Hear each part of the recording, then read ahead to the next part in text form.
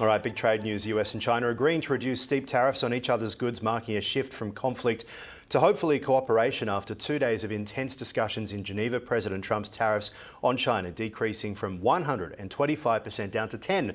However, a separate 20% tariff related to China's involvement in the fentanyl trade will remain in place. And China will lower its retaliatory tariffs on US products to 10%. Let's get the details now. We're joined by Oz Sultan from Sultan Interactive Group in New York. Great to see you as always.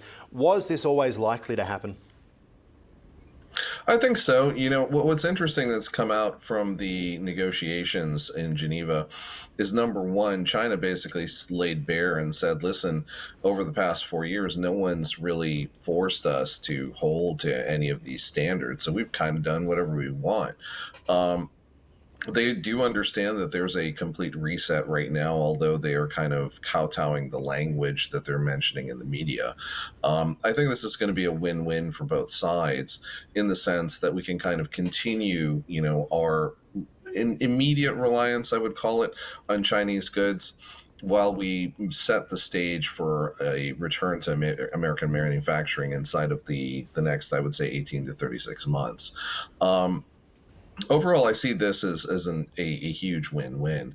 Now, what's going to be interesting inside of the overarching, agreement that they're putting together is to see what falls out from what's transitioning from China to India, because as we've seen, Apple and a bunch of major manufacturers are moving their factories away from China, not just because of the ongoing trade disputes that we've seen and the likelihood of additional trade disputes, but I think it also strengthens the opportunities that they have to source materials from a variety of other places outside of China. You got a feel for all those businesses stuck in the crossfire over the past few weeks, wondering what on earth is going on. And it is only 90 days. The Wall Street Journal reporting today saying it's hard to know what this means because no one actually knew what the tariffs meant in the first place and the impact that they were having. Now, as we mentioned, Scott Bessent, the Treasury Secretary, has done a remarkable job of explaining all this, I think. He's in Geneva, Lake Geneva, where the talks were held. Here's what he said. We had very productive talks, and I believe that the venue here in Lake Geneva added great equanimity to what was a very positive process. We have reached an agreement on a 90-day pause and substantially moved down the tariff levels.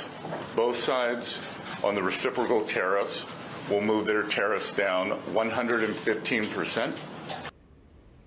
So it's a pretty interesting point there. One other thing that's worth mentioning, of course, Oz, is that it's a temporary agreement, a 90-day agreement. There still has to be another trade deal down the track, right? But that's what markets want to hear.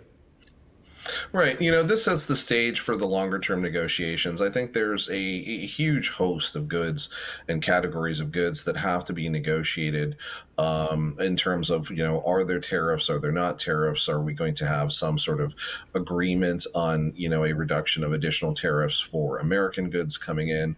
The big mix here is going to be, you know, foodstuffs coming from America. So pork, soybeans, corn, that kind of a thing, beef and chicken. And then the reciprocal coming from China is largely going to be the rare earth metals, as well as electronic products. And we'll have to see how long this fast fashion thing keeps up. Because the one thing that wasn't mentioned here that was excluded was what they call the Temu tax. So there was a previous tariff that was rolled back Small on any parcels, purchase under right? $800. Yeah, so these kind of small parcels. It's not just Temu, it would be Amazon, it'd be so many businesses across the United States that if you add a tariff, these products, why would you bother? Well, that's the thing. The Temu tax wasn't rolled back inside of this. So all of those products that are shipping under $800 are still hitting a slightly higher tariff. So it's yet to be seen what shakes out from this. I think it's net positive for large industry. It's going to be a question where, you know, China's fast fashion workshops and sweatshops fit inside of this longer term argument.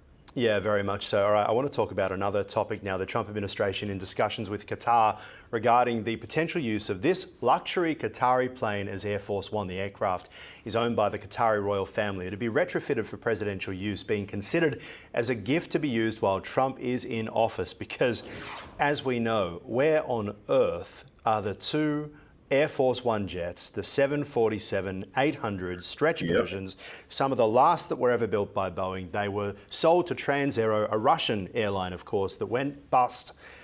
They then become Air Force One. This happens in the first term of President Trump. They're still not being delivered. These planes were already built. What on earth do they have to do to them? And how can a Qatari 747 be given in a faster time frame what these other planes that were already built need to be given? It's just so confusing. What is going on?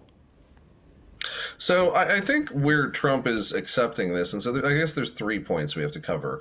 One is this fit for Air Force One? So I would think that any plane that a royal is flying has been armored to a certain degree. It also has additional fuel tanks that have been added, as well as the long range extender. But hang on, but does it have the pod that Harrison Ford escaped in Air Force One when it was taken over by Russian separatists? That's my biggest question. I'm not sure if the pod is there, but I'm sure if Trump hears about it, he'll ask for the pod. So, there's some potential likelihood there. But the two other pieces of this are, is this an in-kind sort of donation, which is prohibited? It doesn't appear so, because this appears to be a short-term use allowance. And then the third piece of this is, how does this fall in line with federal election law, as well as laws around elected officials receiving gifts? That is a huge gray area. So Attorney General Bondi had kind of spoken to this. Folks are all over the right field and left field on the internet on this one. But I will say that this falls into kind of a SEC regulatory gray area where it could be blessed, it could be thrown out, but we're not sure where that sits right now. So I think people will continue to argue about it. I think it is more than likely that Trump will take it as a gift, and it'll be to the judiciary to figure out, where that sits. And it's really the Federal Election Commission, coupled with some courts, that are going to make the final decision on this. Yeah, it's a really odd one in the sense that Qatar hasn't always been on the right side of history from what the United States would want. And to get into a situation where it seems like you owe them a favour, and also, where did it come from? Why don't they need this brand new plane anymore? Have they got an even better one now? I mean, it's just an all. That would actually be my assertion, is just knowing how some of the Emiratis operate. Yeah. It could be like, Trump needs plane, give him plane, Yes, exactly. Because we have scary. 3 more of them. Yeah, I know, but the idea that the US Defense Force, which has a near $1 trillion budget annually, needs to take on a plane from the Qatari royal family seems pretty odd. I mean, why not just give him an F-35? They don't seem to work for anything else. Let's hear from President Trump speaking about this. I think Qatar, who we've helped them a lot over the years in terms of security and safety. I think they, and very, very nicely, and I have a lot of respect for the leadership and for the leader, Qatar. And I think they knew about it, because they buy Boeings. They buy a lot of Boeings. And they knew about it. And they said, we would like to do something. And if we can get a 747 as a contribution to our Defense Department, to use during a couple of years while they're building the other ones, I think that was a very nice gesture. Now, I could be a stupid person and say, oh, no, we don't want a free plane. We give free things out. We'll take one, too. And it helps us out because, again, we're talking about, we have 40-year-old aircraft. The money we spend, the maintenance we spend on those planes to keep them tippy-top is astronomical. You wouldn't even believe it. All right. Really interesting stuff there, obviously, and I'm fascinated by this because let's talk about the Boeing side. Let's finish up there. I mean, he calls Boeing's CEO. It must be the 3rd CEO to have to handle the Air Force One contract. Obviously, when Trump came into power, he was really angry about the massive expense that his predecessor had signed up to, Obama had signed up to, and he slashed it. I think it was down to $2 billion US. They find these planes, as I mentioned, that are owned by Transaero at the time, a bankrupt Russian airline. airline. They then turn them, take them down, I think, to Kansas to turn them into the new Air Force One. That was 6 years ago, at least 6 years ago now, and they're still not happening. Obviously, that's more than 6 years ago, because this, I believe, happened in 2018. So COVID obviously has had an impact, and we understand that. But what are they doing to these planes? I mean, it's incredible. I think it's a bigger question of what is out? Boeing. It's a bigger question of what is Boeing doing, because remember they had the 737 Max issue. Yep. They have this issue on top of that. The 787s are delayed. Everything is delayed. Correct. Correct. So I think what it comes down to is a supply chain process flow and management issue over there. Hopefully they'll fix it. But in the interim, it looks like we have a solution. The question is will the legally gray, arena around this solution allow it to come forward, or will this get rebuked by the courts? And it's, I think, yet to be seen.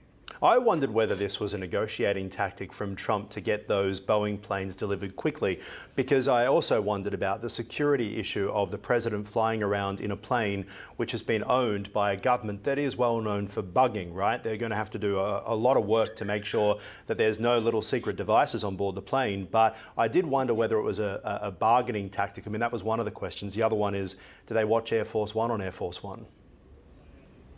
I think it is absolutely a bargaining tactic, and I would anticipate that at some juncture Air Force One has been watched on Air Force One. Now, if it's the current plane, I can't really speak to that. It is the current plane, because they've been stuck there.